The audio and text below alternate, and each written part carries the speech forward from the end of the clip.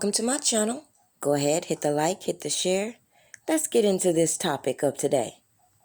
Slowly and surely, people are starting to see the things that we are speaking of when it comes to this case against R. Kelly.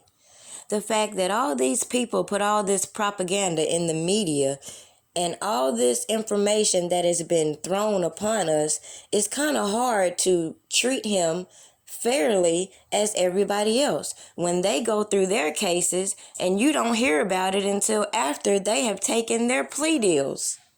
How is it a network full of convicted pedos can put all this attention on R. Kelly and nobody see what's in plain sight?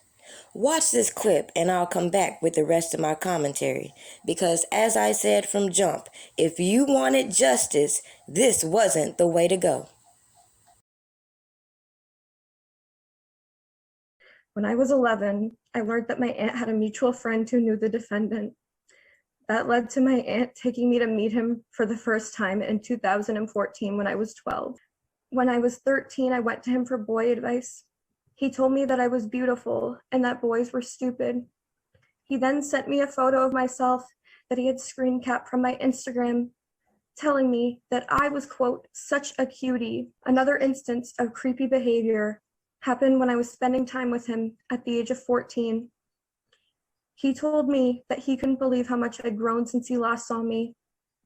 He said that I wasn't little anymore, and I was, quote, a woman now. When I was 15, I noticed a huge shift regarding his treatment and attitude towards me. When I was younger, he was sweet and actually wanted to talk to me about my life. But at 15, he started sending me messages about how, quote, hot I was. In the summer of 2017, I messaged him, telling him that I was going to see him in concert in the following months. He replied by telling me that he couldn't wait to see me. He also asked me, quote, how old are you now? I told him 15. He then told me to, quote, hurry up, don't smile at me. Not too long after that, his messages to me became blatantly sexual. This eventually led to many months of inappropriate messages and photos being exchanged over Instagram and Snapchat. The photos exchanged included photos of my body and photos of his body and his genitals. On December 1st, 2017, my aunt took me to the Odeon Concert Club to watch him perform. That night, the defendant took me backstage to be alone with him. He started kissing me, and the night ended in him having me perform oral sex on him twice. I idolized and looked up to him, and he took that and broke it in the most sickening way possible. He is the epitome of evil. I deserved better than to be used for his sick desires and for my suffering to be used for his amusement. Jared Drake Bell is a pedophile, and that is his legacy. Your Honor, I just want to say today that I accept this plea because my conduct was wrong. I'm sorry that the victim was harmed in any way, but that was obviously not my intention. I have taken this matter very, very seriously. And again, I just want to apologize to her and anyone else who may have been affected by my actions. It's funny how he implies that there could be more victims in his case, but he's only been charged with one individual. And if you also notice how this girl's identity has been protected, whereas what did they do with Surviving R. Kelly? They put all these girls up on public display, and now they want to put in motion that they want to hide their identities, which is ass backwards. But y'all say y'all want justice, but you let them put these girls on public display for the general public to ridicule with their inconsistent statements. On the same token, look how this guy was just sitting there shaking his head and doing all this extra stuff as she gave her testimony.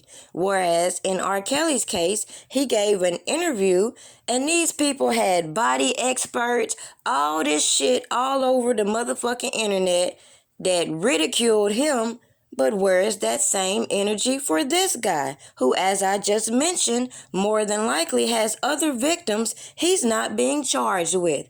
But it's okay. We're going to lead all this attention towards individuals that we feel are easy targets, such as R. Kelly, and then we just going to blow right past people like this when they take their plea agreements. Drake Bell has been sentenced to 2 years probation after he pled guilty to felony attempted endangering children and a misdemeanor charge of disseminating matter harmful to juveniles.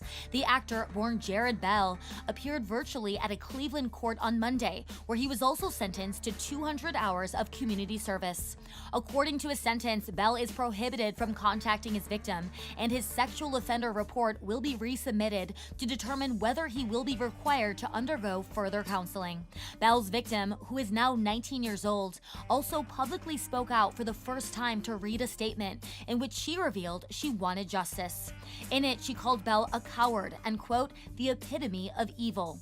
She accused Bell of grooming her from the age of 12 before allegedly sexually abusing her when she was 15. In her statement, the victim detailed the pain Bell allegedly caused her, revealing that it resulted in panic attacks and nightmares. She added that her parents have spent more than $7,000 on therapy for her.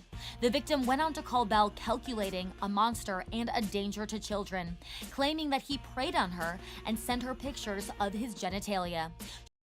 You hear stories like that and you have to side-eye the people that continuously put their minors in this industry when there is a long history of this type of abuse. But unfortunately, we hear about things like the casting couch, and it's often played as a joke. But when it comes to us, we see how they have scandalized R. Kelly's name and criminalized specific things that every artist does just to put these charges up against him. Now, it's no secret that this man has been battling his contracts for quite a while. So I question the fact that all these networks are in partnership with his record labels. As I mentioned before, why is it that Universal, Sony, and Warner, all three own parts of this man's masters, and now when it's time for him to renegotiate, now when they're holding 2 albums which has been unreleased, they want to drop him due to public outcry? How does that make sense? So they're telling us that all these people had no problem with his actions while he was making all this money. But when his name began to die out, now we're going to throw him out there to the wolves. Is that what you're saying is justice, when they have to go all the way back to the 90s to bring out these bad act witnesses to make their case against him? When common sense should tell you, if this man is a pedo, as they keep trying to condemn him as, shouldn't there be minors in this indictment? And I'm not talking about when they were minors back in the 90s. I'm talking about current minors. Where are they? Just like, where is the coat? But hey, I'm just here to make you think about all this stuff that's going on in the world and how you're sitting here condemning a man for allegations when he hasn't had his day in court.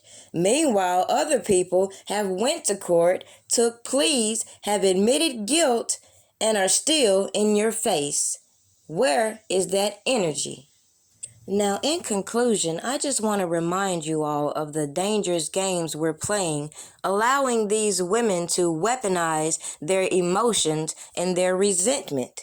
When I look at R. Kelly, I see my brother. And no, I don't know R. Kelly, but if I saw a boy drowning, I wouldn't have to go and find out information about him before I helped him. So just keep that in mind when you hear people pointing out the inconsistencies with this story, when you hear people pointing out the misconduct, the fact that they use janky evidence and they're using criminal informants to make their case against R. Kelly. Now, with that being said, if you look through my channel, it would be clear that none of this is about those girls, as I feel nobody really cares about them, which is the propaganda that they've put out there. because it's true and they know it. They gave a platform to known people with abuse on their record to condemn a man accused of abuse but hasn't been convicted. We are clear that this man is battling some things, and though we may never get to the bottom of certain topics, the bottom line is when it comes to criminal procedures, there are things that must occur, and when you violate people's rights, ain't no need in getting on social media talking about Black Lives Matters when you are the type of people who will stand by idle and let people destroy your own people right in your face. Just a quick reminder, make sure you go and check out my site, www.pdpastries, for all your pastry needs. I do ship, and you can send your payments through Cash App. All contributions to my food truck is always open. Cookie, I'm a cookie monster. Break your back, crack it open like a lobster.